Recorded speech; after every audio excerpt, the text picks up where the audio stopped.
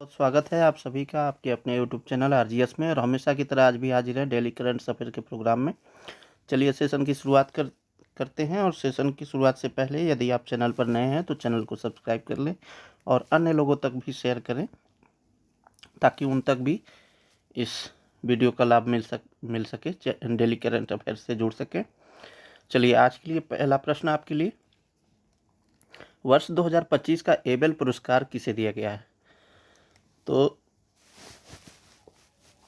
Abel पुरस्कार क्या है?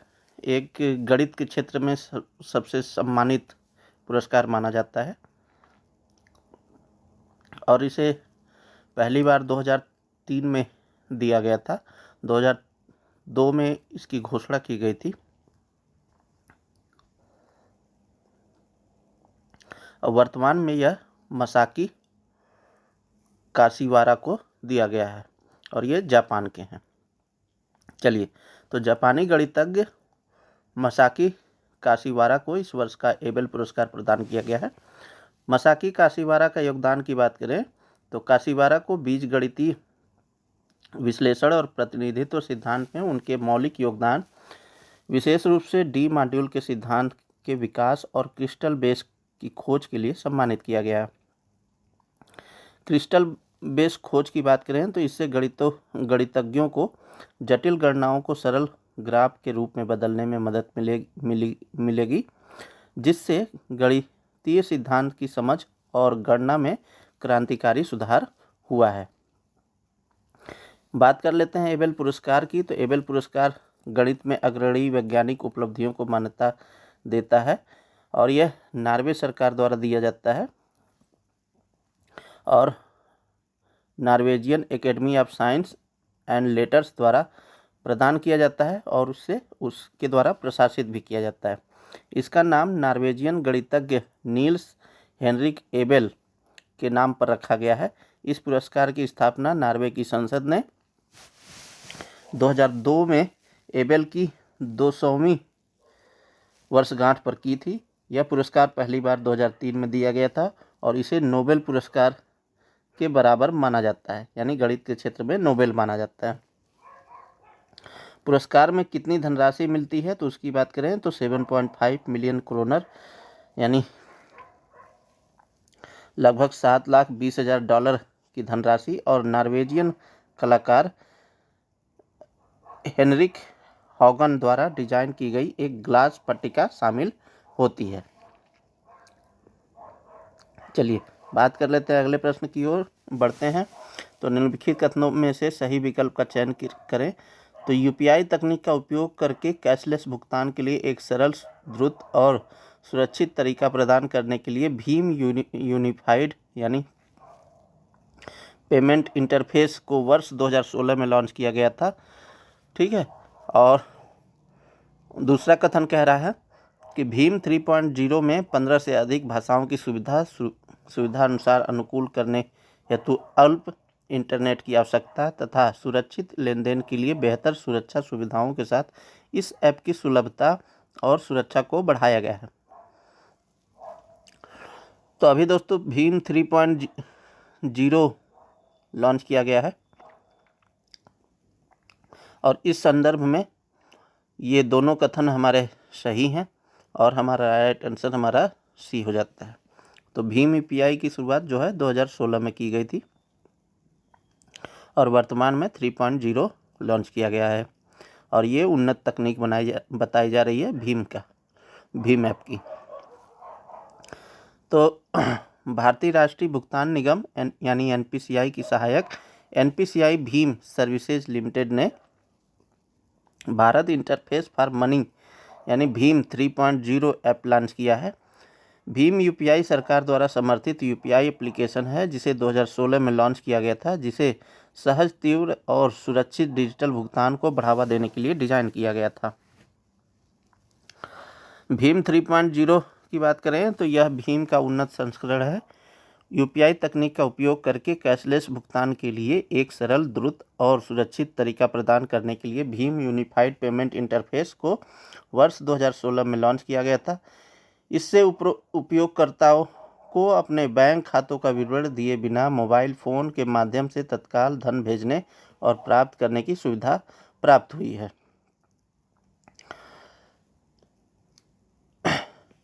भीम 3.0 में 15 से अधिक भाषाओं की सुविधा अनुसार अनुकूलन करने हेतु अल्प इंटरनेट की आवश्यकता तथा सुरक्षित लेनदेन के लिए बेहतर सुरक्षा सुविधाओं के साथ इस ऐप की सुलभता और सुरक्षा को बढ़ाया गया है। उपयोगकर्ताओं के लिए इसमें बेहतर व्यय ट्रैकिंग और वित्तीय प्रबंधन के लिए विभाजित व्यय विश्लेषण और एक कार्रवाई आवश्यक सहायक लंबित बिलों के लिए अनुस्मारक प्रदान किया गया है। व्यापारियों के लिए भीम बेगा एक सहज इन ऐप्स भुगतान प्रणाली प्रदान करता है जिससे दूसरे प्लेटफॉर्म का उपयोग किए बिना सहज लेनदेन संभव होगा। बात कर लेते हैं एनपीसीआई की। तो एनपीसीआई की स्थापना वर्ष 2008 में आरबीआई और भारतीय बैंक संघ द्वारा संदाय और निपटान प्रणाली अधिनियम 2007 के तहत भारत में खुदरा भुगतान और निपटान प्रणालियों की निगरानी और प्रबंधन के लिए की गई थी। एनपीसीआई इंटरनेशनल पेमेंट लिमिटेड ने यूपीआई का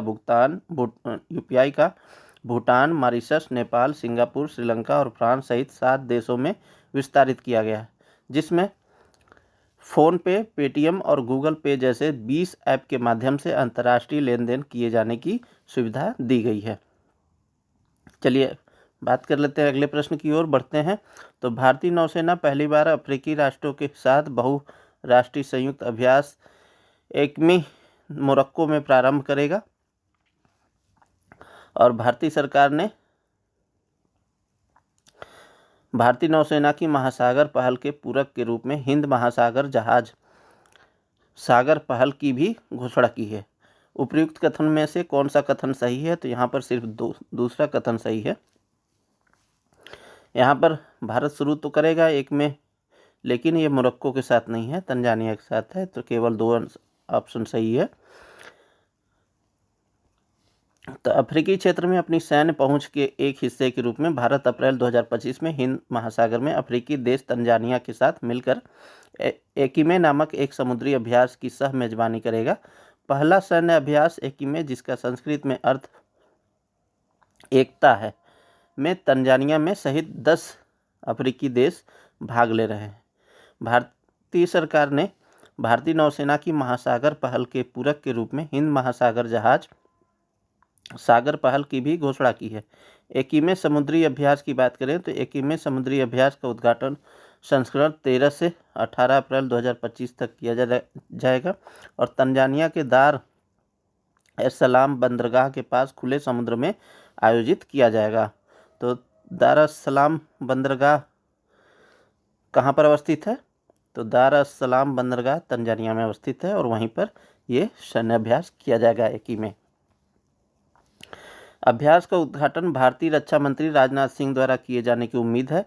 इस अभ्यास का आयोजन भारतीय नौसेना और तंजानिया पीपुल्स डिफेंस फोर्स द्वारा संयुक्त रूप से किया जाएगा।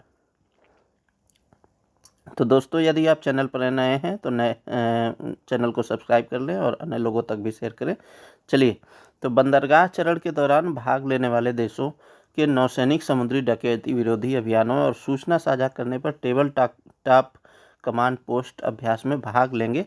साथ ही सीमैनशिप और विजिट बोर्ड सर्च एवं सीजर पर प्रशिक्षण लेंगे। समुद्री चरण के दौरान खोज और बचाव, छोटे हथियारों की फायरिंग, हेलीकॉप्टर संचालन और VBSS ऑपरेशन के संचालन पर ध्यान केंद्रित किया जाएगा। चलिए अगले प्रश्न की ओर बढ़ें। तो हाल ही में टाटा मोटर्स ने किसे अपना ब्रांड एम्बेसडर नियुक्त किया है? तो ये विक्की कौशल को नियुक्त किया है। बात करें तो टाटा मोटर्स ने बॉलीवुड अभिनेता विक्की कौशल को अपने पैसेंजर और इलेक्ट्रिक व्हीकल सेगमेंट के लिए ब्रांड एम्बेसडर घोषित किया है। यह सहयोग टेक द वर्क कर्व अभियान, तो टाटा की एक कर्व गाड़ी है, उसी के तहत यह सहयोग जो है टेक द कर्व अभियान के साथ शुरू हुआ है, जो IPL 2025 के दौरान टाटा मोटर्स की टाटा कर्व SUV को बढ़ावा देगा। यह साझेदारी टाटा मोटर्स की नवाचार, उत्कृष्टता और मेक इन इंडिया पहल के प्रति प्रतिबद्धता के अनुरूप है। विवेक श्रीवत्स, मुख्य वाणिज्यिक अधिकारी टाटा पैसेंजर इलेक्ट्रिक मोबिलिटी ने भारत के ऑटोमोबाइल विकास के प्रति टाटा मोटर्स की प्रतिबद्धता पर जोर दिया गया है। उन्होंने ब्रांड प्रामाणिकता और विघटन के मूल्यों के साथ कौशल के संरेखण पर प्रकाश डाला है। विक्की कौशल ने भारतीय मोबिलिटी को नई परिभाषा देने वाले ब्रांड टाटा मोटर्स से जुड़ने पर गर्व व्यक्त किया है। यह अभियान जोखिम उठाने और नवाचार को अपनाने को दर्शाता है। अब ये भद्रा वन्य जीव अभयारण्य और बाघ रिजर्व किस राज्य में अवस्थित है, ये बहुत इंपॉर्टेंट क्वेश्चन है। तो यह जो है कर्नाटक में अवस्थित है। इसकी व्याख्या को देखें तो क्यों अभी चर्चा में है। तो कर्नाटक ने हासन, चिकमंगलुरु और कोडागू जिलों में बढ़ते मानव हाथी संघर्ष को प्रतिबंधित करने के लिए नरम रिहाई रणनीति का प्रस्ताव दिया है, जिसके तहत पकड़े गए हाथियों को धीरे धीरे भद्रा वन्यजीव अभयारण्य में पुनर्वासित किया जाएगा। नरम विमोचन रणनीति की बात करें तो हाथियों को BWS में 4 निर्दिष्ट स्थलों पर चरणबद्ध तरीके से छोड़े जाने से पहले उन्हें अनुकूलन और स्वास्थ्य जांच के लिए 20 वर्ग किलोमीटर के बाड़े में रखा जाएगा। इसीलिए ये मानव हाथी संघर्ष को कम करने के लिए नरम रिहाई की रणनीति अपनाई जा रही है और इसके तहत पर्यावरण संरक्षण पर, जैव विविधता पर महत्व दिया जा रहा है ताकि आने वाले समय में जैव विविधता को बचाया जा सके। भद्रा वन्यजीव अभयारण्य की बात करें तो भद्रा नदी के नाम पर बने इस अभयारण्य को मुथोडी वन्यजीव अभयारण्य के नाम से भी जाना जाता है। तो ये याद रखिएगा, मुथोडी वन्यजीव अभयारण्य को ही भद्रा वन्यजीव अभयारण्य कहते हैं। यह एक प्रोजेक्ट टाइगर रिजर्व है और इसमें विविध प्रकार के वन हैं, जिसमें दक्षिणी नम मिश्रित पर्णपाती वन, शुष्क पर्णपाती वन और 16 वन शामिल हैं। इसमें कर्नाटक का सबसे बड़ा 400 साल पुराना सागौन का पेड़ है और जगारा जायंट भी अवस्थित है। BWS में बाघ, तेंदुए, ढोल, गौर, हिरण, हाथी सहित विविध जीव जंतु पाए जाते हैं। इसमें हार्नबिल, मालाबार ट्रोगन और हिल मैना जैसी 250 से अधिक पक्षी प्रजातियां पाई जाती हैं, जिनमें से कई पश्चिमी घाट में उपस्थित हैं पाई जाती हैं। अभी बात करें इसके अवस्थिति की तो ये रहा कर्नाटक और महाराष्ट्र के नीचे, ठीक है। और ये जो है अभयारण्य लगभग 450 हाथी, इस अभयारण्य में लगभग 450 हाथी हैं और वन अधिकारियों का अनुमान है कि इसमें 200 से अधिक हाथियों को रखा जा सकता है। चलिए बढ़ते हैं अगले प्रश्न की ओर। निम्नलिखित में कौन सा से कथन सही है? तो भूकंपी तरंगों से संबंधित यह प्रश्न है। तो P तरंगों की तीव्रता S तरंगों की अपेक्षा अधिक होती है। प्राथमिक तरंगे ध्वनि तरंग के समान अनुदैर्ध्य तरंग होती हैं। इनमें से पूछ रहा है कौन से कथन सही है, तो केवल 2 सही है। P तरंगों की तीव्रता S तरंगों की अपेक्षा अधिक नहीं होती हैं, बल्कि S तरंगों की तीव्रता अधिक होती है। तो इसलिए राइट आंसर हमारा B हो जाएगा। तो अभी जो है म्यांमार में भूकंप आया है, जिसके कारण वहाँ भारी मात्रा में तबाही हुई और भारत ने एक ऑपरेशन भी चलाया, जिसके तहत वहाँ पर राहत सामग्री पहुँचाई जा रही है। तो ऐसे में हमें एग्ज़ाम की दृष्टि से तरंगों के बारे में देख लेना चाहिए, किस प्रकार से कौन कौन सी तरंगे होती हैं, भूकंपी तरंगे। और उस प्रश्न को भी देखेंगे जो म्यांमार में भूकंप आया, उससे भी संबंधित तथ्य को देखेंगे। तो भूकंप के दौरान क्या होता है कि भूकंपी तरंगे उत्पन्न होती है जो केंद्र से सभी दिशाओं में बाहर की ओर प्रसारित होती हैं। भूकंपी तरंगे 3 प्रकार की होती हैं। P तरंगे या प्राथमिक तरंगे, एस तरंगे या द्वितीयक तरंगे, और एल तरंगे या सतही तरंगे। मान लीजिए दोस्तों ये पृथ्वी है और यहाँ पर भूकंप आया, तो ये जो है इसको बोलते हैं हाइपोसेंटर।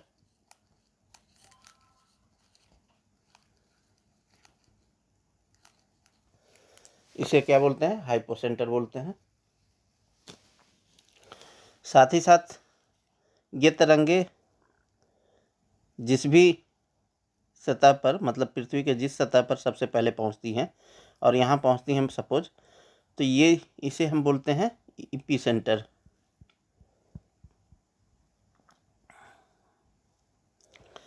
तो ये जो सबसे पहले जा रही है इसी को बोलते हैं पी तरंगे, फिर ये विस्तारित होती हैं इस तरीके से, ठीक, तो उसे क्या बोलते हैं? एस तरंगे। चलिए व्याख्या की ओर बढ़े। तो भूकंपी तरंगों के प्रकार और उनकी विशेषताओं की बात कर लें तो पी तरंगे या प्राथमिक तरंगे ये संपीड़न तरंगे हैं जो चट्टान के कणों की अनुदैर्ध्य दिशा में कंपन करने के कारण बनती हैं।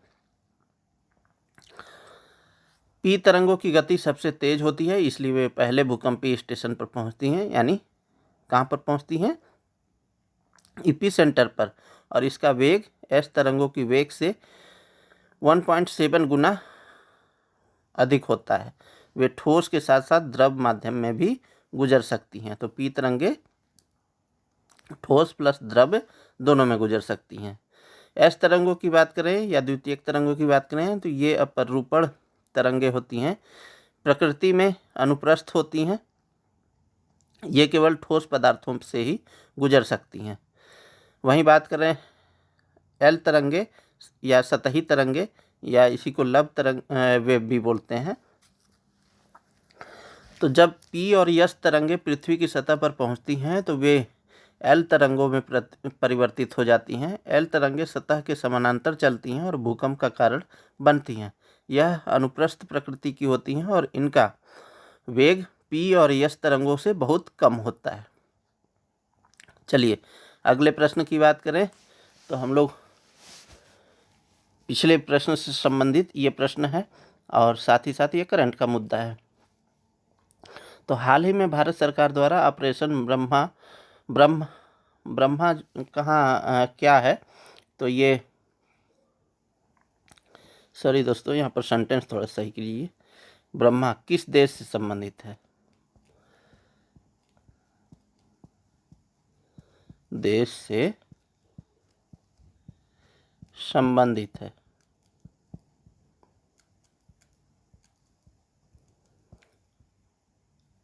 चलिए, तो ये म्यांमार से संबंधित है।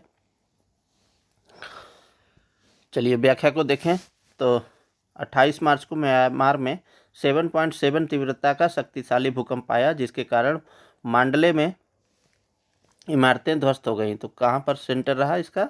मांडले रहा, ठीक है। तथा बैंकॉक में निर्माणाधीन गगनचुंबी इमारत ढह गई। बैंकॉक कहाँ पर है? थाईलैंड। यह भूकंप पिछले 2 सालों में दुनिया का सबसे शक्तिशाली भूकंप था, जिसके बाद कम से कम 3 झटके महसूस किए गए। भूकंप का केंद्र मंडाले था। मंडाले से 17.2 किलोमीटर दूर 10 किलोमीटर की उथली गहराई पर था। भारत सरकार ने ऑपरेशन ब्रह्मा के तहत म्यांमार को मानवीय सहायता की पहली खेप भेजी है, जिसमें 40 टन राहत सामग्री शामिल है। म्यांमार में भूकंप के कारण की बात करें तो पृथ्वी का स्थलमंडल टेक्टोनिक प्लेटों से बना है, जो अरबों वर्षों से गतिशील है। भूकंप तब आते हैं जब ये प्लेटें अचानक एक दूसरे से ऊपर से खिसक जाती हैं, जिससे संग्रहित ऊर्जा भूकंपी तरंगों के रूप में मुक्त होती है, जिससे धरती हिलने लगती है। Strike slip faulting. म्यांमार में भूकंप भारतीय और यूरेशियाई प्लेटों के बीच स्ट्राइक स्लिप फॉल्टिंग के कारण आया था, जहां प्लेटें एक दूसरे के विपरीत दिशा में खिसक गई थीं। अब देखिए इसे थोड़ा समझ लेते हैं। ये जो है सबसे पहले इस तरीके का प्लेट था और ये यूरेशियाई प्लेट था। और भारतीय प्लेट कुछ इस तरीके से थी, ठीक है, कुछ इस तरीके से थी। इसका मोमेंट इधर हो रहा था, इसका मोमेंट इधर हो रहा था। कुछ समय बाद जो है ये प्लेटें यहाँ पर छेपित हो गई और इसमें फोल्डिंग बनने लगा। जो प्लेटें होती हैं वो 3 प्रकार से गमन करती हैं। एक तो होता है इन्वर्जन, एक होता है डाइवर्जन और एक होता है पैरेलल, ठीक है। यानी प्लेटें एक दूसरे से समानांतर में चलती हैं, यहाँ प्लेटें एक दूसरे से दूर जाती हैं और यहाँ पर प्लेटें एक दूसरे के पास आती हैं। तो जो अभी म्यांमार में भूकंप आया वो इसकी वजह से आया, समानांतर प्लेट के, ठीक है। चलिए, तो सगाइंग फाल्ट की बात कर लें तो ये रहा सगाइंग फाल्ट। यहाँ पर यह भूकंप म्यांमार में उत्तर दक्षिण फाल्ट लाइन सगाइंग फाल्ट पर आया, जो भूकंपीय गतिविधियों के लिए जाना जाता है। यह भ्रंश भारतीय प्लेट उत्तर की ओर बढ़ती हुई और यूरेशियन प्लेट के बीच की सीमा को चिन्हित करता है। इस भ्रंश के कारण हुई हलचल के कारण भूकंप आया था। म्यांमार में भूकंप की आवृत्ति की बात करें तो म्यांमार में सगाइंग फाल्ट के कारण अक्सर भूकंप आते रहते हैं। USGS डेटा के अनुसार 1900 से अब तक इस फाल्ट के पास 7 से अधिक तीव्रता वाले कम से कम 6 भूकंप आ चुके हैं। उल्लेखनीय भूकंप की बात करें तो जनवरी 1990 में आया था भूकंप, जो उसकी तीव्रता 7.0 थी। फरवरी 1912 में तीव्रता 7.9 थी। हाल ही में आए भूकंप में के केंद्र के ठीक दक्षिण में घटित हुआ था। वहीं बात कर लें 2016 में तो उसकी तीव्रता 6.9 लगभग उसी क्षेत्र में हुआ था। पिछले 100 वर्षों में म्यांमार में 6 या उससे अधिक तीव्रता के 14 भूकंप आ चुके हैं। 1839 का विनाशकारी भूकंप वहां पर आया था। इस क्षेत्र में सबसे भयानक भूकंप 1839 में आया था, जिसकी तीव्रता 8.3 आंकी गई थी। इस घटना को 28 मार्च 2025 के भूकंप का सबसे हालिया अनुरूप माना जा रहा है। तो ये था दोस्तों आज का करंट अफेयर्स का प्रोग्राम सेशन, और बहुत बहुत धन्यवाद आप सभी लोगों का चैनल के साथ जुड़ने के लिए। साथ ही साथ ईद पर्व की आप सभी को बहुत बहुत शुभकामनाएं, बधाइयाँ। आप लोग अच्छे से ईद मनाइए और खुशियाँ बांटिए, मुंह मीठा कीजिए और अपने तैयारी को जारी रखिए। इन्हीं सब बातों के साथ मिलते हैं किसी अन्य सेशन में। तब तक के लिए बहुत बहुत धन्यवाद, बहुत बहुत शुक्रिया। जय हिंद दोस्तों।